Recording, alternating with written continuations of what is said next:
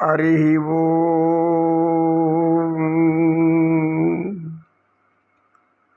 పరమేశ్వర పాహిభావం రక్షభావం గౌరీపతి గంగాధర.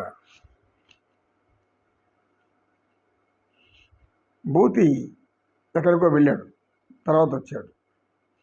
భూతి రాగానే గురువు గారికి పాదాలు నమస్కరించి పైకి లేచాడు.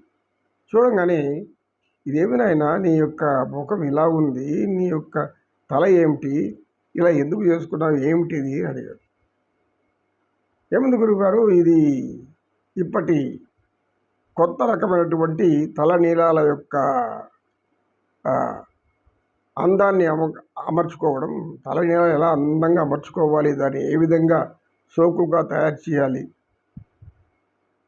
మనుషులు సోకులుగా చేసుకుంటుంటారు, తల నీళ్ళకు కూడా చోకులు ఉన్నాయా అని అడిగాడు శ్రావణపతి పక్కన ఉండి. నీకేం తెలియదు, నువ్వు కూర్చో శ్రావణపతి, నేను గురువుగారు చెప్తున్నాను కదా. ఆయన ఇదేమిటి చెప్పు, సగం బేసం లేదు, సగం తలంతా ఎంటుకలు తీస్తున్నావు, సగం మేసం సగం తల అంటే ఏంటిది అన్నాడు. గురుగారు, మీకు చాలా తెలుసు, కానీ ఇప్పుడు జరిగేవన్నీ మీకు తెలియటం లేదు. అందరూ కూడా జుట్టులను రకరకాలుగా కత్తిరించుకొని రకరకాలుగా ఇట్లా ముందుకి అట్లా వెనక్కి ఇట్లా పొడుక్కి ఇలా అనేక రకాలు, ఇదంతా ఏమి లేకుండా అదంతా ఏమి లేకుండా రకరకాల మోడల్స్ చేసుకుంటున్నారు, బ్యూటీ పార్లర్ చెప్పుకొని పోతున్నారు. ఇలా వాళ్ళని చూసి నేను కొత్త రకం కనిపెట్టాలనుకున్నాను. ఎందుకంటే మీరు పురాణాలు చెప్తున్నారు, పురాణ కాలంలో ఇట్లాంటి దుస్తులు కానీ ఈ యొక్క జుట్టు కానీ ఎలా పెంచుకున్నారని ఆలోచించాను. చూస్తే ఒక దగ్గర నాకు శ్రీకృష్ణ పరమాత్మ ఒక అతనికి సగం గుండు గొరిగేసేసాడు కత్తితో, సగం మీసం తీసేసాడు, వాడిని అలా పంపించేశాడు. పరమాత్మ కూడా ఓ వీడిని ఒక కొత్త నూతన విధానంగా తయారైనాడేమో అని అనుకొని వాడిలాగా నేను చేసుకున్నాను. ఇంతకీ వాడు ఎవరు, పరమాత్మ ఎందుకు ఆ విధంగా చేశాడు గురువు గారు అన్నాడు. అక్కడ ఉన్న వాళ్ళందరూ కూడా కొంచెం చిన్నడవును అనుకున్నాను. ఊరే నాయన, శ్రీకృష్ణ పరమాత్మ వాడిని ఎందుకు ఆ విధంగా చేశాడు తెలియకుండా నీకు నువ్వు ఇలా తీసుకుంటే ఎట్లాగా, ఇది కూడా కొత్త జుట్టు అలంకరణ అన్నాడు. అవును, ఇది కొత్త జుట్టు అలంకరణ, పురాతన కాలంలో ఉన్నటువంటి జుట్టు అలంకరణ. అతను ఈ విధంగా వస్తున్నాడు కాబట్టి నేను చూశాను, ఆ దాంట్లో చిత్రంలో నేను కూడా దాన్ని పెట్టుకున్నాను అన్నాడు.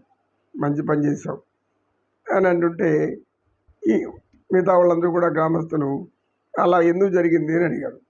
అది ఏమి లేదు నాయన, శ్రీకృష్ణ పరమాత్మ లక్ష్మీదేవి ఇప్పుడు నాయన భూతి గ్రామస్తులందరూ అడగడంతో కూర్చోమని భూతిని చెప్పి, రుక్మిణీదేవి అంటే ఆదిలక్ష్మి, మహాలక్ష్మి, శ్రీ మహావిష్ణువుకు శ్రీకృష్ణ పరమాత్మగా జన్మించాడు. మరి ఆయనకి ఆమె లక్ష్మి కూడా పాపం ఈయన అవతారంలో మళ్ళీ ఆమె కూడా అవతారం ఎత్తారు కదా, అందుకని ఆమె రుక్మిణిగా అవతారం ధరించింది. రుక్మి అనేవాడు ఆమెకు సోదరుడు. ఈమె శ్రీకృష్ణుడిని ప్రేమిస్తూ ఉంటుంది చిన్నప్పటి నుంచి. వాడు రుక్మి అనేవాడు శిశుపాలుడికి ఇచ్చి పెళ్లి చేయాలనుకుంటా ఉంటాడు. కానీ ఈమె కబురు పంపిస్తుంది పరమాత్ముడికి, నన్ను వచ్చి తీసుకెళ్ళు, లేకపోతే వీళ్ళు ఎవరికో ఇచ్చి పెళ్లి చేస్తున్నారు అంటుంది. పరమాత్మ వెంటనే ఆ వార్త అందుకొని వస్తాడు, ఆమె రథం మీద తీసుకొని వచ్చేస్తాడు. గాంధర్వ వివాహం అలా తీసుకొని వచ్చేసేటప్పుడు వాడు ఆమెకు అన్నైనటువంటి రుక్మి వెంటబడతాడు. ఆగు ఆగు అని నానా విధాలు నిందిస్తూ వస్తుంటాడు. సరే, ఎంతైనా మన భార్య, కాబోయే భార్య రుక్మిణి యొక్క అన్న కదా, పోనీలేని క్షమిస్తూ వస్తుంటాడు. చివరికి వాడు ఆయుధ ప్రయోగాన్ని దిగుతాడు. సరే, పరమాత్మ ఇట్లా కాదనుకొని రథం ఆపి వాడిని బాగా నా దేహశుద్ధి చేసి, నేను ఎలా పంపితే కాదు, నీకు ఎలా పంపాలో నాకు తెలుసని వాడు సగం మీసం కత్తితో తీసేసి సగం జుట్టు కత్తి తీసేసి, పో బతికిపో, నీ చెల్లెలు అడుక్కుంది కాబట్టి నీకు ప్రాణం వదిలేశాను, లేకపోతే ఈ కత్తితో తలకాయ దూరంగా వెళ్ళి పడి ఉండేది.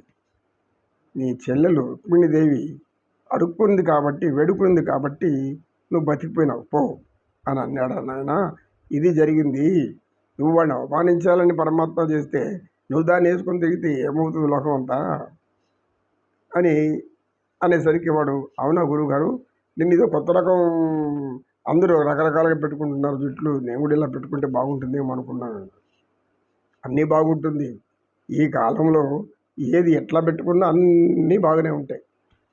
చెప్పేవాళ్ళు ఉండరు, అడ్డు చెప్పేవాళ్ళు అంతకంటే ఉండరు.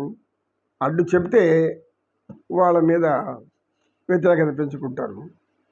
నమో నమ, నమో కృష్ణ, నమో కృష్ణ, ఇదంతా కూడా శ్రీకృష్ణ లీలలే నాయన, కూర్చోరు అని చెప్పేసేసి కూర్చోబెట్టేశాడు. నమో కృష్ణ, నమో కృష్ణ, కృష్ణం వందే జగద్గురు.